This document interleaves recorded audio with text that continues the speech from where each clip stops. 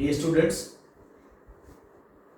अब हम एक्सरसाइज 14.4 का क्वेश्चन नंबर 2 करेंगे.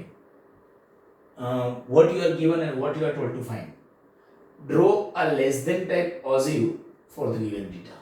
यानी कि गिवन डेटा है वो लेस देन टाइप ही है और लेस देन टाइप ओजिव हमें ड्रॉ करना है. ठीक है. उसके बाद क्या बोला है, hence obtain the median wait from the graph. यानी कि ओजिव के जरिए आपको मीडियन वेट मतलब मीडियन फाइंड करना है.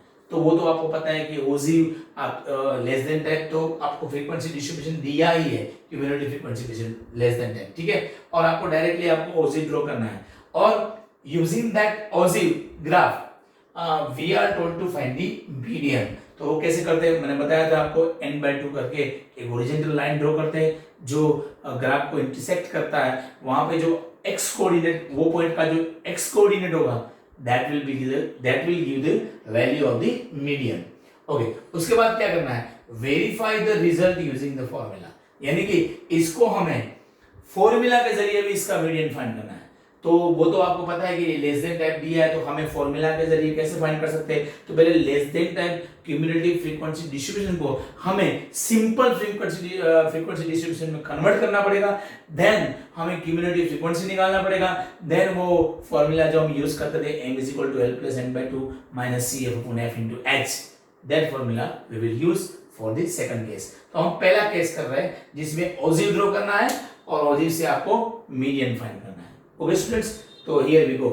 चलो, तो ये मैंने लिख दिया है वेट इन केजी और ये नंबर ऑफ स्टूडेंट्स. अब यहाँ पे लेस देन टाइप है ही frequency distribution, so no need to convert it. ठीक है. तो डायरेक्टली हम क्या लेंगे, पॉइंट ही लेंगे. तो पॉइंट में कौन आएगा, ये आपको पता है, ये लेस देन टाइप है मतलब किससे लेस, अपर लिमिट से लेस. तो अपर लिमिट ये 38 और ये 0, ये सब पॉइंट्स आएंगे. ये 40 and 3, 42 and 5, 44 and 9, 46 and 14, 48 and 28, 50 and 32, 52 and 35. So this will be taken on the x-axis and this will be taken on the y-axis. Scale की बात कर तो x-axis में देखो इसमें दो का गैप है तो 1 सेंटीमीटर इज इक्वल टू 2 लेंगे. यहाँ पे देखिए मैक्सिमम कितना आ रहा है 35. तो शायद x centimetre is equal to 5 का गैप लेंगे. 5 क्या, नंबर ऑफ स्टूडेंट्स. ठीक है. तो स्केल लेना बहुत इंपॉर्टेंट चीज है. तो यहां पे मैं ओजिव ड्रॉ करता हूं.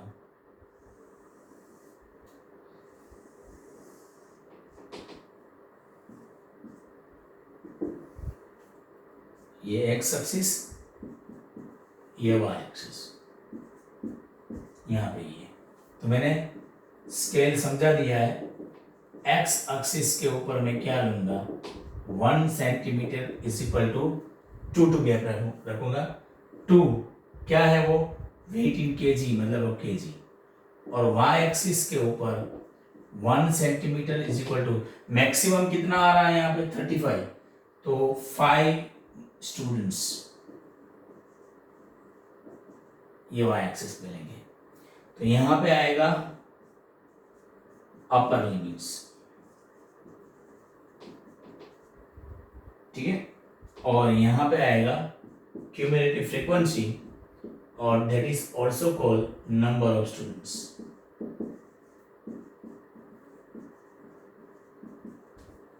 और यहां पे हम स्टार्टिंग कहां से कर रहे हैं, 38 से. ये 38, ये 40, 42, 44, 46, 48, then 50, then 52. यहाँ पे 5 का गैप रखने वाले हैं. 5, 10, 15, 20, 25, 30 and 35 and 40. ठीक है. अब पहला पॉइंट कौन सा है, 38 और 0. तो x कोऑर्डिनेट 38 है और y कोऑर्डिनेट 0. आपको पता है कि x एक्सिस के ऊपर कोई भी पॉइंट आएगा तो उसका y कोऑर्डिनेट 0 ही होता है. तो ये आएगा 38 इन 0. और एक चीज और भी है, मैंने बताया था 5 का गैप रखते हैं तो उसमें इन दोनों के बीच में 10 लाइन होती है.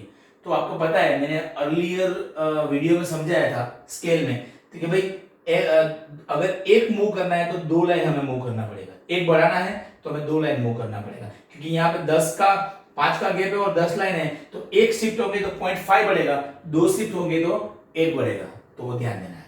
ठीक है, अब ये 40 और 3, तो 40 और 3 मतलब 0 से लेके 3 कैसे रहते हैं, 0 + 3 मतलब छठी लाइन आएगी, ये 40 और ये छठी लाइन आएगी। देन आएगा 42 एंड 5, तो 42 के ऊपर तो 5 है, तो यहाँ पे 42 है, यहाँ पे 5 ये आएगा। देन 44 उसके ऊपर 9, तो 44 के ऊपर 9 मतलब 5 के बाद 4 बढ़ाना मतलब 8 लाइन, 5 के बाद 8वीं लाइन आएगी। देन आएगा 46 पे 14, तो 14 मतलब 10 के बाद 4 मतलब 8वीं लाइन ही आएगी। ठीक है, और देन 48 के ऊपर 28, तो 48 और 28 मतलब 25 + 3, तो 25 के बाद 3 बढ़ाना है। ठीक है, तो 6वीं लाइन आएगी, 48 पे छठी लाइन आएगी, 6th लाइन। देन 50 के ऊपर 32 मतलब 30 के बाद 2 मतलब 2 2 4 लाइन, 4th लाइन आएगी, ये 50 हो रही, और 52 के ऊपर कितना है 35, तो ये 35 आएगा एग्जैक्टली, ये चौथी लाइन और ये एग्जैक्टली 35 आएगा। तो ये जो ओजिव आ रहा है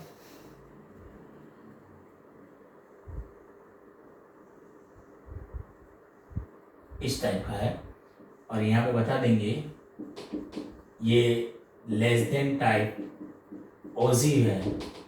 ठीक है, अब यहाँ पे वैल्यू लिखनी है तो लिख सकते हो आप, और ना लिखो तो भी चलेगा।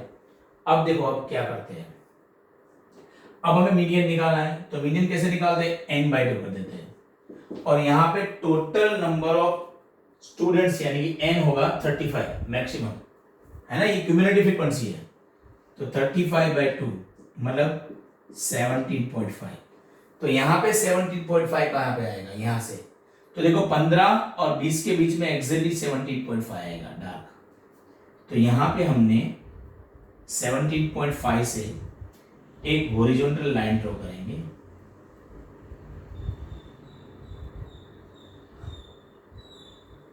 यहाँ पे बताना है n/2 = 17.5, तो यहाँ पे जो इंटरसेक्ट कर रहा है उसको पॉइंट नाम देंगे, और उसका ये y कोऑर्डिनेट होगा 17.5, x कोऑर्डिनेट यहाँ पे हम परपेंडिकुलर ड्रॉ करेंगे,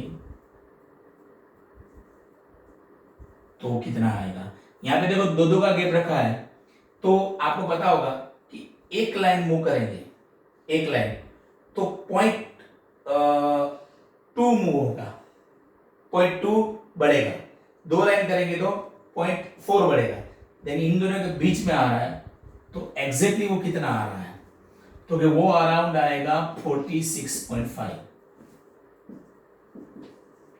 तो वो वैल्यू आ जाएगी मीडियन की, वो 46.5 आ रहा है। ठीक है, तो यहाँ पे हमें मीडियन m कितना मिलता है 46.5, वो भी क्या है kg। ये हमारा फर्स्ट पार्ट खत्म हुआ।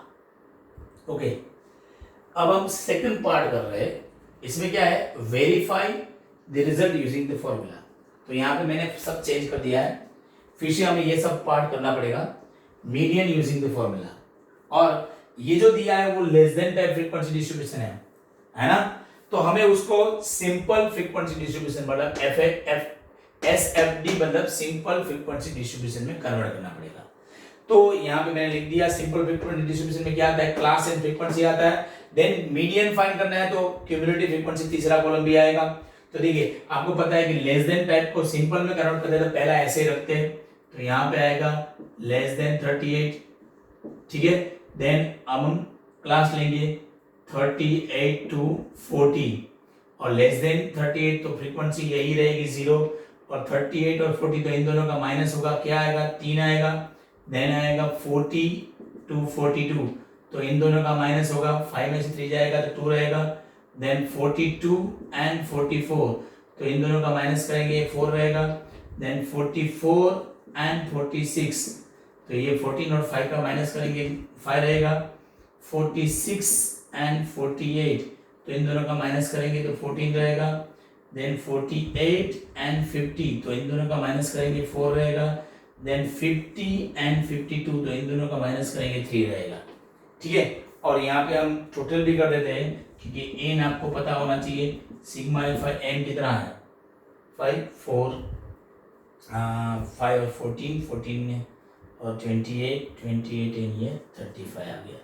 अब क्यूमुलेटिव फ्रीक्वेंसी कैसे निकालते हैं, तो आपको पता है कि ये 0 पहले ऐसे रहेगा, देन इसमें ये ऐड होगा 3, देन इसमें ये ऐड होगा 5, देन ये 9, ये इसमें ऐड होगा 14 प्लस 14 28, देन 32 प्लस 35, तो यहाँ पे मैचिंग हो गया।